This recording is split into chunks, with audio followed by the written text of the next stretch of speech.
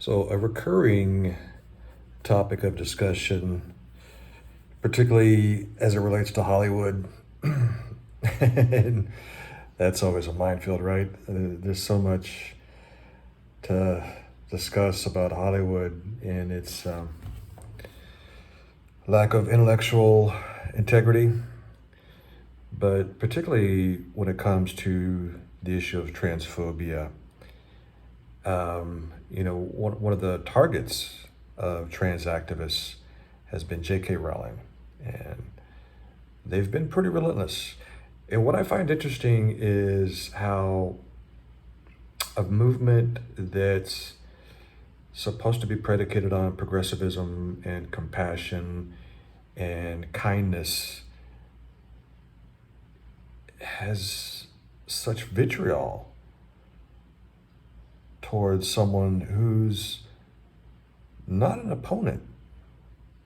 If you actually pay attention to what J.K. Rowling has written about the issue, it's not like you know, if someone says that trans men and women should not exist, well, that's transphobic, right? If someone says that trans people are an affront to God or unnatural or, somehow deviant, okay, well, that's offensive. It's an opinion, and they're entitled to their opinion. You don't have to like it, and you can criticize it, sure. And I would not hesitate to criticize that, right? But J.K. Rowling has said none of that. And last summer there was an op-ed piece published in the New York Times. Um, what's the name of the author? Jennifer Finney Boylan, who herself transitioned from male to female. And she characterized Rowling's blog post about this as a screed against trans folks. A screed against trans folks? Okay. And here's what she has to say about it. She stated that trans men's transition because being a woman is hard. Okay, so here's the problem. So that's Jennifer's first comment about J.K. Rowling's blog post. That right there, that first comment lets you know that Jennifer's a liar, she's disingenuous, and she has an axe to grind, and she doesn't care if she's being honest about it. Because that reference, she's referencing a portion of the blog where J.K. Rowling is talking about herself as a woman, as a young woman, and her own feelings as a young woman, and being somewhat, I think she said it, gender neutral, or she termed it a certain way, like ambivalence about her own sexuality and her gender, and how she felt that being a woman was hard and that it might be easier, life could be easier as a man. I mean, is that a novel concept? Is that nothing you've ever heard before? Now understand, again, remember, this writer was a man who transitioned to a woman, okay? And she's criticizing a woman for the idea that transitioning might be an option because being a man is easier. Again, this is not a revolutionary concept. Are we going to deny that we still, to a certain degree, live in a paternalistic society? That we still live in a society that denigrates women, objectifies them? J.K. Rowling herself says in the blog post that, when she was younger, she had hoped that we would progress by this point to a place where society will be less misogynistic than what it was during her youth. And in her blog post, she says she feels like it's more misogynistic. And part of this misogyny is in her mind, perpetuated by some of these trans activists. Not all of them, but some of them. And is she wrong? Well, it depends on whether or not you consider it okay to call a woman a cunt or a bitch simply because she has questions. What are some of the questions? Well, she asks whether or not it's appropriate to remove all psychological safeguards from teenagers or children and deciding and determining whether or not it's appropriate for them to transition. Because let's be honest, there's a price to pay for transitioning, is there not? There's a price to pay. There's surgery, there's hormone therapy. You know, I find it hard to believe that this is simply, it's a simple matter of, well, if you transition and you change your mind, oh, it's easy enough to detransition and go back to the way you were. Are you going to go back to the way you were exactly? What if you're wrong? What if your feelings, again, citing Rowling's own writing about her own personal experience, her own ambivalence about her sexuality and her gender. What if that's something that you're going through as a consequence of just simply being a teenager and being unsure about your place in the world, particularly if you're a young woman and your role in a paternalistic world, in a paternalistic society, right? And maybe you don't want to have the burden of being a woman and all the responsibilities and consequences that come with that, menstruation, these emotions that that women go through. I'm not trying to characterize women as irrational or principally dominated by their emotions. I'm not saying that, but there are biological differences between men and women, okay? And that's all that Rowling is saying. And she felt that there was a point in her life where she felt that she would have been, it would have been easy for her to be one of those people that transitioned. But now, looking back at her life, she's glad she didn't. She's glad that she still is who she is, right? As a, I don't know, I don't really care what people call themselves, but whether you call her a natural woman or a NATO woman or a woman, I don't really care. But the point is that to try to deny that there's differences between a woman that was born a woman and a woman who's transitioned from being a man, come on, man. Don't tell me there's no difference. I'm not fucking stupid. I'm not a child, right? I'm not saying that you should treat them with less respect. No one is saying that. JK Rowling isn't saying that, right? So that's the first thing, right? So the woman is being disingenuous. She's not being honest about the context of that statement. So that's your first clue, right? She stated that trans women pose a threat to others in the ladies' room. Nope. JK Rowling is absolutely not saying that. She's actually not even close to saying that. Here's what JK Rowling is concerned about. She says in Britain that you can get certificates that signify or identify yourself as a woman without reassignment surgery, without hormone therapy. Okay? Now, again, she's saying that this was either under consideration or is in effect. Okay. That's what she was talking about. That's what she was expressing concern about. That you could have perverts, right? taking advantage of this situation, because this is kind of nonsensical, right?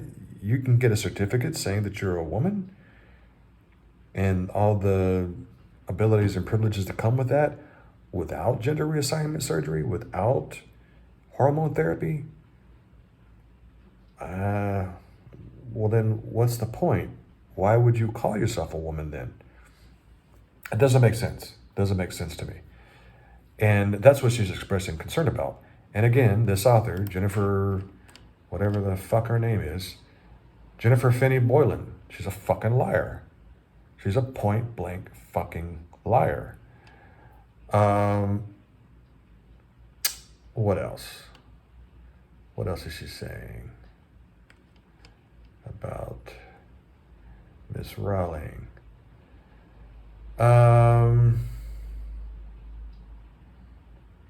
The effect of Miss Rowling's manifesto was immediate and passionate. She's talking about all the people burning her books and their sadness and fury. Okay, again, JK Rowling is not saying that trans people are, that they don't deserve love and respect. She actually says that in her post, that they do deserve love and respect and protection. She talks about some of the friends that she has made in the trans community. But again, she's expressed concern about young people that may be transitioning for the wrong reasons or prematurely, right? Because again, going through puberty, it's a very disorienting time in your life, right? I don't think, I think that lowering the barriers to, transition surgery, gender reassignment surgery, or hormones, certainly at that age, is an incredibly bad idea. We're talking about all kids that go through puberty are confused. And part of that is confusion about their sexual identity and their gender. And that's usually something that works itself out as they get older. That's just, to me, it's just common sense. Why would you argue against that? We're not saying that JK Rowling herself isn't saying that there aren't teenagers who couldn't benefit from it.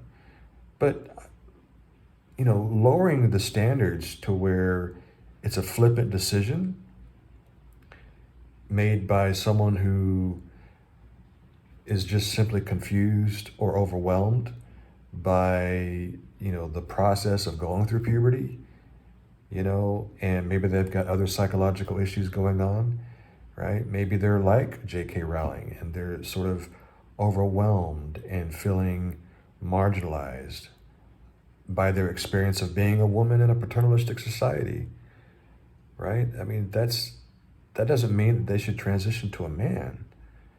But again, some people may make that decision.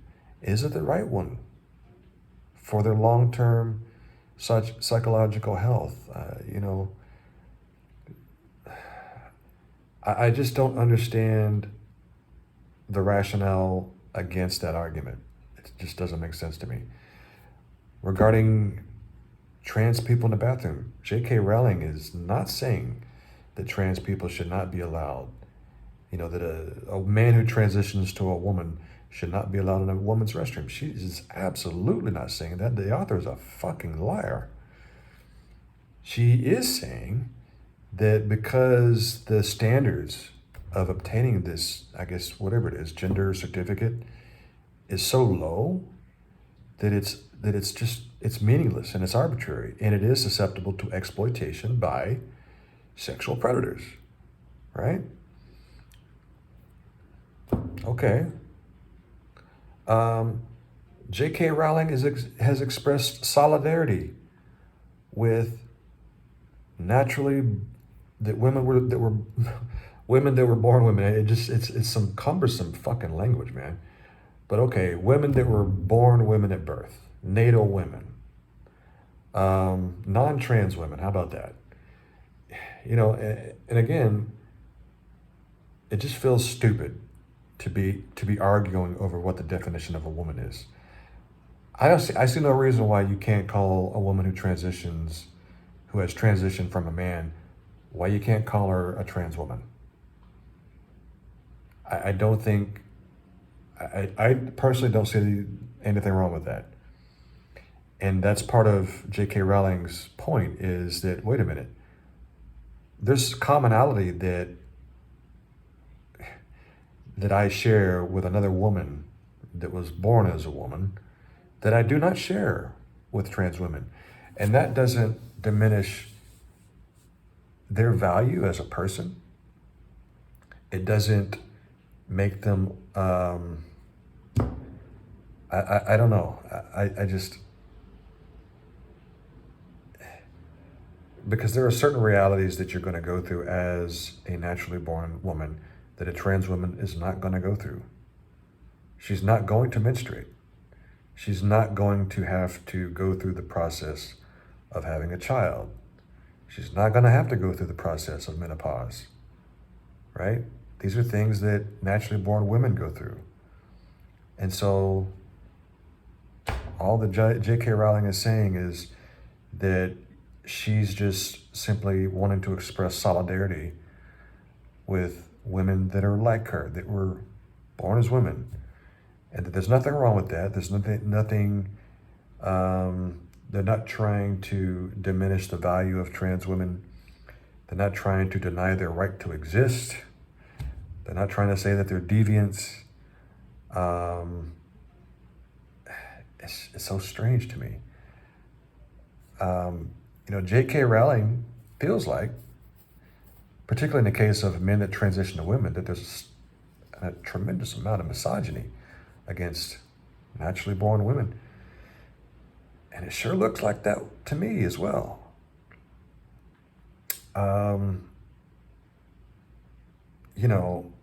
Again, think of it from J.K. Rowling's perspective. Here you've got a situation where, you've been marginalized and diminished by this society that's paternalistic your entire life, right? Based on your identity as a woman. And now you don't even have that, right? Now you don't even have that anymore. Now the very,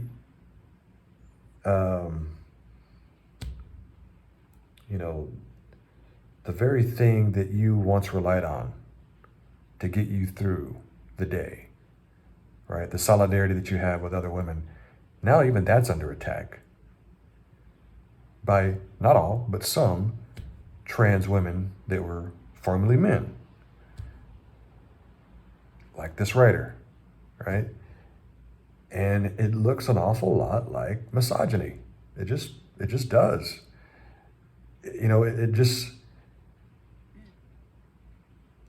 It's almost like these people they were born into privilege because they were born a man in a man's society, and they're used to this privileged status. And I'm a man, and I've got no problem admitting that it is a privilege to be a man in a paternalistic society. Just as it is, like you can't argue against that and then also argue, and then white privilege. Yeah, there is white privilege as well, just like there is male privilege. And it strikes me that a lot of these, men that transition to women, it's like they still have this privileged mindset, right? Even though that now they're trans women, they still have this privileged mindset that they were born with as a man. And, and it's manifesting in a way that causes them to lash out against people like JK Rowling. And all she's trying to do is continue doing what she's always done her entire life, the thing that's helped her get through her life and get through the hard times. And that is that solidarity with other women, that shared experience, right? and now she's being told that she doesn't have that anymore.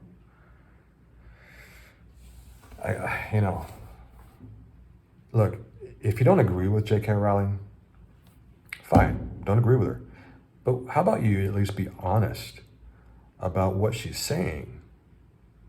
How about trying to be honest about the way that you're characterizing her position and her statements? Because when you're dishonest, that's not a reflection on her, that's a reflection on you. And this author is a fucking liar. She's dishonest. And it does make you wonder, what is her motivation? Is she one of those, because she seems like one of those people that has that sense of entitlement, right? She still has that sense of entitlement that she had as a man, and it's carried over. And now it's just, she's outraged that J.K. Rowling would have the nerve to say what? That she's not exactly the same as J.K. Rowling? Well, newsflash, you're not. Sorry, you're not. And you never will be. And that's okay. Just because you're different doesn't mean that you're less than. Is that really that complicated?